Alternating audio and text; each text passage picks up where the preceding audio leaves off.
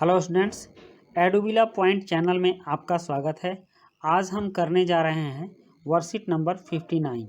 ये worksheet class 9 सामाजिक विज्ञान भूगोल की वर्कशीट है, जिसमें कि हम लोग पाठ 3 अपवाह तंत्र पढ़ेंगे। अपवाह का मतलब होता है नदियों का बहाव क्षेत्र।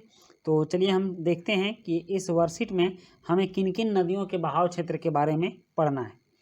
कारण नीचे दिए गए भारत के रेखा मानचित्र पर निम्नलिखित नदियों को दिखाकर उनके नाम भी लिखिए। सिंधु, सतलुज, गंगा, नर्मदा, तापी, कावेरी, कृष्णा, गोदावरी और महानदी। यहाँ पर अगर ध्यान देने वाली बात है कि यहाँ कुछ ऐसी नदियाँ हैं जो कि ये हिमालय की नदियाँ हैं, जैसे सिंधु, सतलुज और गंगा। उसके बाद ये जो नदियाँ हैं ये भारत के बीच से मध्यवर्ती अमरकंटक के पास से निकलती हैं, और हाँ, महानदी भी अमरकंटक के पास से निकलती है, और ये तीनों दक्षिण भारत की नदियां हैं।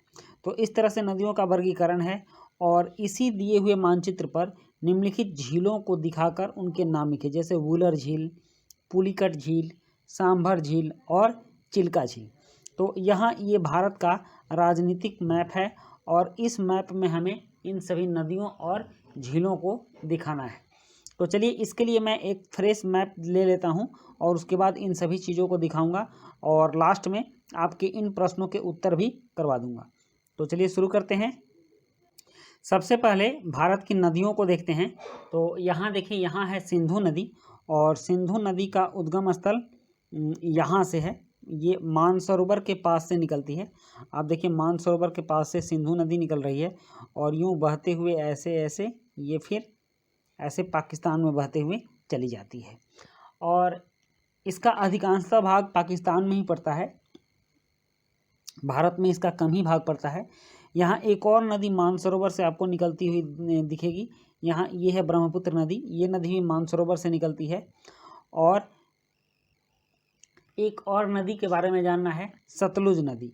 तो सतलुज नदी को भी आप देख सकते हैं। सतलुज नदी यहाँ राक्षस ताल से निकलती है, और ये ऐसे यूं आकर सिंधु में मिल जाती है। तो आप इसको लिख लेंगे सिंधु नदी। ये आपकी सिंधु हो गई, और ये हो गई सतलुज नदी। सतलुज, इसका उद्गम स्थल यहीं पर है। तो इस तरह से सिंधु और सतलुज हो गई। उसके बाद है गंगा नदी। तो गंगा नदी कई धाराओं से मिलकर आती है ये उत्तराखंड में, और ऐसे तब जाकर यहाँ आकर गंगा बनती है, और इसी में यमुना नदी भी मिलती है। तो इस तरह से ये गंगा नदी है। यहाँ आप गंगा नदी को स्पष्ट देख सकते हैं। गंगा नदी हो गई। तो ये तीन जो नदियाँ हैं, ये तीन हिमालयी क्षेत्र की नदियाँ हैं। ये हिमालय से निकलती हैं, जिसमें कि सतलुज सिंधु में मिल जाती है, और सिंधु जाकर अरब सागर में गिरती है।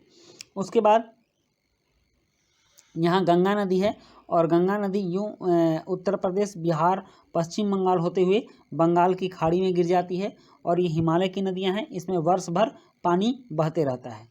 उसके बाद है नर्मदा और तापी नदी। तो नर्मदा और तापी नदी के लिए आप यहाँ आइए, और यहाँ देखिए, यहाँ नर्मदा नदी है। ये ऐसे बहते हुए पश्चिम की ओर अरब सागर में गिर जाती है। और फिर तापी नदी भी है। तापी नदी भी यहाँ से इसका उद्गम स्थल है, और ये यूँ बहते हुए नर्मदा के समानांतर बहते हुए अरब सागर में गिरती है। और इन दोनों नदियों के बीच में सतलुज की पहाड़ी है, सतपुड़ा की पहाड़ी है, जिसको हमने पिछले वर्कशीट में जाना भी था। तो ये ऊपर वाली नदी नर्मदा नदी है, और नीचे वाली तापी है। आप इसको ध्यान से देख लीजिएगा। उसके बाद हमें जानना है कावेरी, कृष्णा, गोदावरी और महानदी। तो महानदी को हम यहाँ पर देख लेते हैं।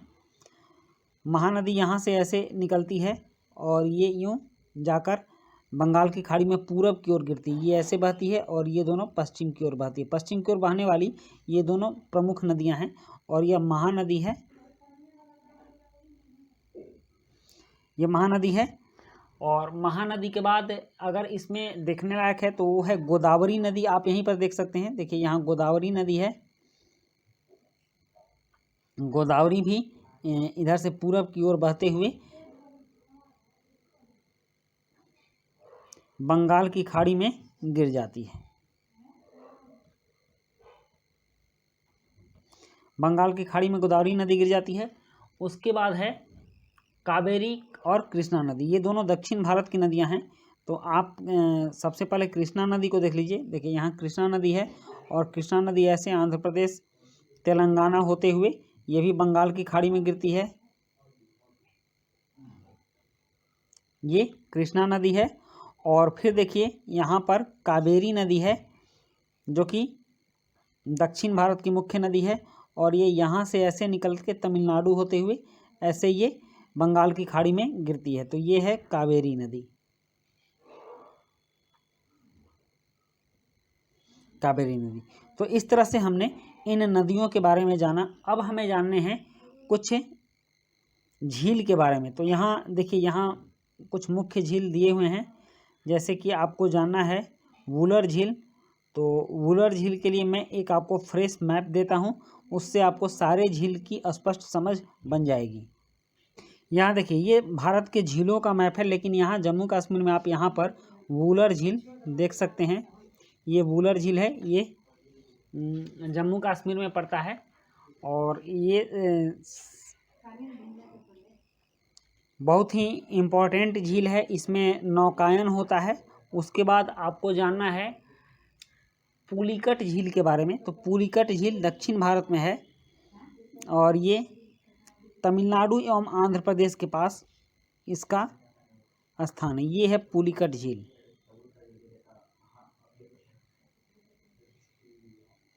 पुलिकट झील ये तमिलनाडु और आंध्र प्रदेश के पास है। और उसके बाद है सांभर झील। तो सांभर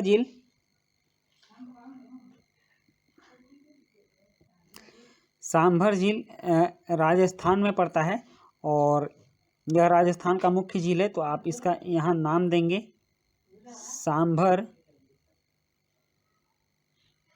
झील। उसके बाद एक और महत्वपूर्ण झील है, वो है चिल्का झील। तो चिल्का झील उड़ीसा में पड़ता है और उड़ीसा यहाँ है। तो ये है चिल्का झील और ये उड़ीसा में पड़ता है। आप इसका नाम दे सकते हैं चिल्का। तो इस तरह से हमने सभी झीलों के बारे में भी जान लिया। अब आपके वर्कशीट से संबंधित कुछ प्रश्न हैं और उन प्रश्नों को हम देख लेते हैं। पहला प्रश्न यहाँ पर कह रहा है कि किन्हीं दो नदियों के नाम लिखिए जो पूर्व की ओर बहती हैं और बंगाल की खाड़ी में गिरती हैं। तो ये हैं गंगा और महानदी, बंगाल की खाड़ी में गिरती हैं। बहुत सारी नदियाँ बंगाल की खाड़ी में गिरती हैं, लेकिन मुख्य रूप से आप गंगा और महानदी को जान सकते हैं। उसके बाद है किन्हीं दो नदियों के नाम लिखिए जो पश्चिम की ओर बहती हैं और अरब सागर में गिरती हैं। तो मैंने आपको मैप पर भी दिखाया है कि नर्मदा और ताप्ती नदी, इसको तापी नदी भी बोलते हैं, हालांकि इसका मुख्य नाम ताप्ती ही है। तो तापी नदी पश्चिम की ओर बहकर अरब सागर में गिरती हैं। उसके बाद है प्रश्न 3, भारत के समीप स्थित महासागर का नाम लिखिए। तो भारत के समीप एक ही महासागर है और वो है हिंद महासागर, जो कि भारत के नाम पर ही इसका नाम पड़ा है, हिंद महासागर। और उसके बाद है प्रश्न 4, और प्रश्न 4 है कि हिमालय की किन्हीं दो नदियों के नाम लिखिए। तो हिमालय की दो नदियां हैं गंगा और यमुना। फिर है प्रश्न 5, किन्हीं दो प्रायद्वीपीय नदियों के नाम लिखिए। तो प्रायद्वीपीय नदियों में कृष्णा और कावेरी आ जाएगी। तो बच्चों, इस तरह से आपकी वर्कशीट कंप्लीट होती है और आपने इस वर्कशीट में बहुत ही अच्छे ढंग से नदियों, झीलों को जाना और भारत के समीप स्थित महासागर को भी जाना। तो आई होप आपको ये वर्कशीट अच्छी लगी होगी, इसलिए आप इसको लाइक, सब्सक्राइब, कमेंट जरूर कीजिएगा और अपने दोस्तों के बीच शेयर भी कीजिएगा। तो मिलते हैं हम लोग नेक्स्ट वर्कशीट में। Thank you.